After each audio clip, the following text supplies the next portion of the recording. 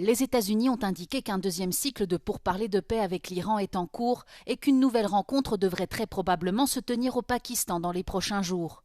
Cette information a été confirmée ce mercredi par la porte-parole de la Maison-Blanche, Caroline Leavitt, qui a ajouté que le président Donald Trump a indiqué plus tôt que la guerre pourrait prendre fin très bientôt et qu'un accord était proche. De leur côté, des délégations pakistanaises se sont rendues à Téhéran pour rencontrer des responsables et régler les détails.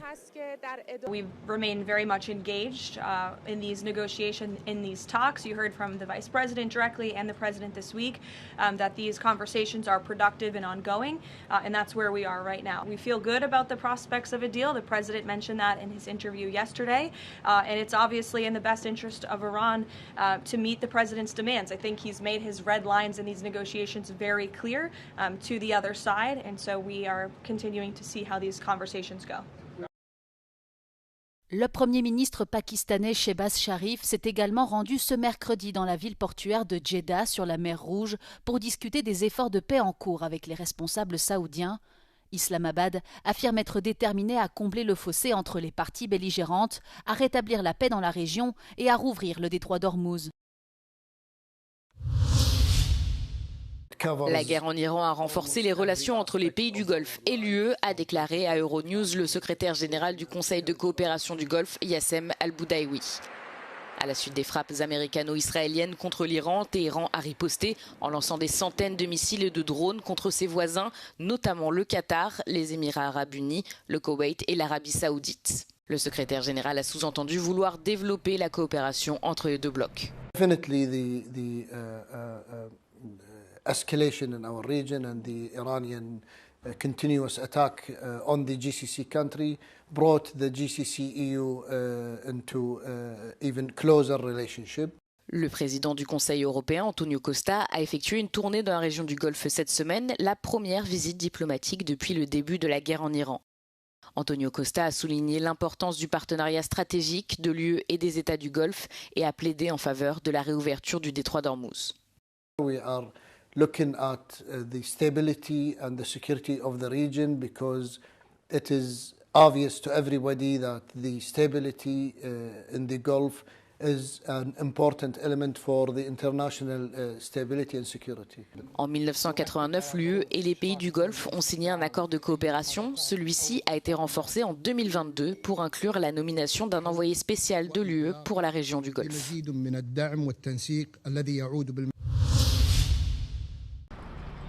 L'Ukraine cible d'une vague d'attaques aériennes russes exceptionnelles ces dernières heures.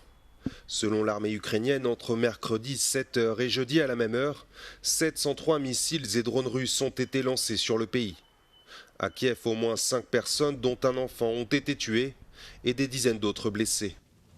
Comme dans la capitale, des bâtiments résidentiels ont été touchés à Dnipro, faisant plusieurs victimes. Alors que les équipes d'urgence étaient en train d'intervenir dans les décombres, les attaques se sont poursuivies ce jeudi matin. À Odessa, au moins 7 personnes ont été tuées. Cette attaque massive contre l'Ukraine intervient peu après l'alarme lancée par le président Volodymyr Zelensky sur la pénurie de missiles de défense aérienne, en particulier les Patriotes de fabrication américaine. Côté russe, des drones ukrainiens ont frappé une raffinerie de pétrole à Tuapse dans le sud du pays. Le gouverneur de Krasnodar a indiqué que des fragments de drones étaient tombés sur plusieurs bâtiments, tuant 2 enfants.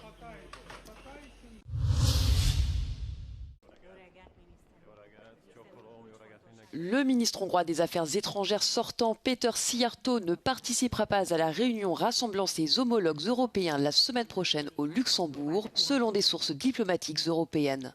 Euronews a contacté le bureau du ministre pour plus d'informations, mais cette requête demeure pour l'heure sans réponse. Depuis la victoire écrasante du parti conservateur pro-européen TISA aux élections législatives, Péter Szijjártó a largement disparu de la scène publique, y compris des réseaux sociaux où il était auparavant très actif. Durant la campagne électorale, le chef de la diplomatie hongroise a été au centre d'une controverse pour ses liens étroits avec le ministre russe des Affaires étrangères Sergueï Lavrov. Le ministre avait alors déclaré que ces échanges constituaient une pratique diplomatique de routine menée avant et après les sessions du Conseil. Lundi, le futur Premier ministre hongrois Péter Magyar a accusé Péter Szijjártó d'avoir détruit des documents sensibles en lien avec les sanctions contre la Russie au ministère des Affaires étrangères. Le ministère a rejeté les allégations du futur Premier ministre, affirmant que seules des copies papier des fichiers électroniques avaient été détruites et qu'aucune donnée n'avait été perdue.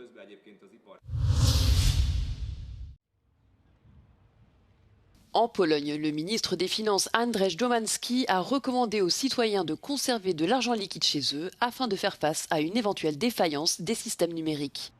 À Varsovie, nous avons demandé aux habitants s'ils suivent ce conseil. Uważam, że bardzo dobry pomysł. No nie można być całkowicie zależnym tylko i wyłącznie od bankomatu. No to warto trochę mieć. Zawsze mam z sobą, trochę tam do 1000 złotych mam, żeby w razie czego, bo jak podróżuję na przykład i nie ma innej opcji, często tylko gotówką. Uważam, że tak, że musimy mieć i kartę, i pieniążki. Dlatego, że proszę sobie wyobrazić, jesteśmy w jakiejś miejscowości, ktoś nam kradnie kartę albo gubimy. No jesteśmy pod presją, prawda, że nie mamy czym zapłacić, nawet powrotu kupienia biletu. Ja mam takie myślenie, co no gotówka to pierwsze, a po drugie to jest karta i coś tam na rachunkach. Bo tak dla zwykłej osoby no wszystko może być. Wojna, kryzysy w świecie, tak, no i bez gotówki, no to tragedia. Dans le même temps, l'Union européenne réfléchit à la mise en place d'un euro numérique qui pourrait contribuer à réduire la dépendance vis-à-vis des opérateurs de paiements américains. Nie jesteśmy w strefie euro, ale euro to jest taka pewna gotówka. No nie wiem, jak banki z tym dadzą radę, to znaczy jak to rozwiążą. Myślę, że ta cyfryzacja na tyle postępuje, że dobrze jakbyśmy się jakoś uniezależnili od tych dużych koncernów. Après la pandémie de Covid-19 et face aux guerres, aux cyberattaques et aux coupures de courant, de plus en plus de personnes préfèrent garder de l'argent liquide plutôt que de dépendre des systèmes numériques.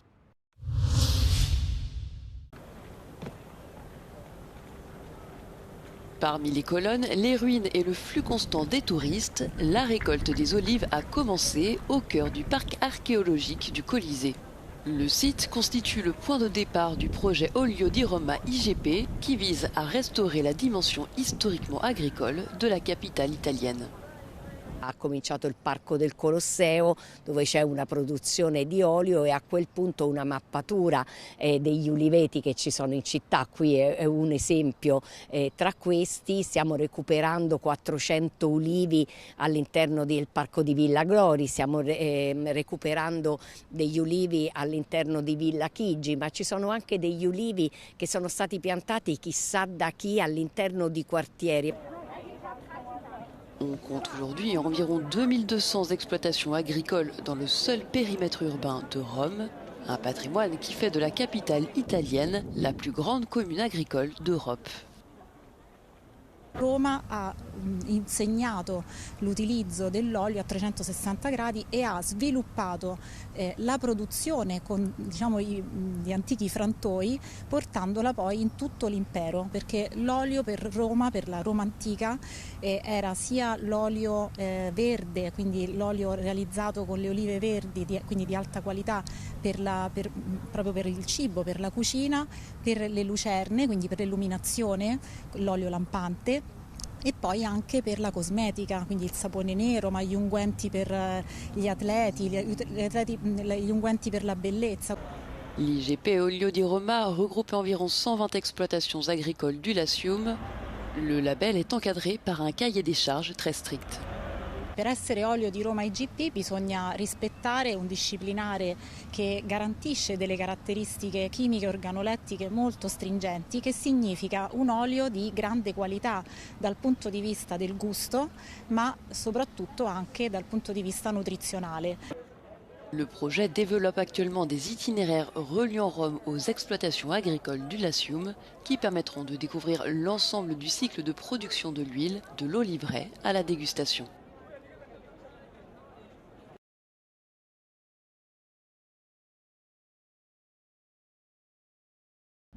C'est l'histoire d'un destin hors norme, ballotté au gré des turpitudes historiques du XXe siècle. Celui d'Angelita, qui, alors qu'elle n'est âgée que de 4 ans, est emmenée loin de son Espagne natale, alors déchirée par la guerre civile, jusqu'en Union soviétique. Séparée de sa famille et de son pays pendant une vingtaine d'années, elle ne revient en Espagne qu'après 1953 et la mort de Staline. Ses souvenirs d'exil sont le sujet d'un documentaire réalisé par sa fille, Ana Pérez Quiroga. Son titre, « De quelle maison viens-tu » Fala pouco, mas quando fala, nunca, desde que me lembro, nunca nos passou uma ideia que isto fosse trauma. Antes, pelo contrário. Eu sempre senti que era até uma aventura. Réfugiée de guerre, Angelita a vécu une enfance ballottée d'internat en internat. Yo dije el tiempo de la guerra con tantas bombas y todo. Au cours de ces décennies d'exil, Angelita a vécu à Kherson, dans l'actuelle Ukraine, au Kazakhstan, dans un petit village de Sibérie, et enfin à Moscou, où elle est allée à l'université. Le film raconte ses péripéties et traite aussi de thèmes comme la relation mère-fille ou encore le passage du temps. O filme fala de uma coisa que é o tempo. E por isso nós filmámos 2 vindimas, 2 anos seguidos de vindimas. E esse tempo cronológico interessa-me, que se perceba que o filme tem a ver com essa ideia de tempo, mas também tem a ideia que está subjacente, que é também a fratura, não é? A quem pertencemos e em termos de identidade. De que casa eres? De quelle maison viens-tu d'Ana Pérez Quiroga sort en salle au Portugal ce jeudi 16 avril. É esta terceira criança.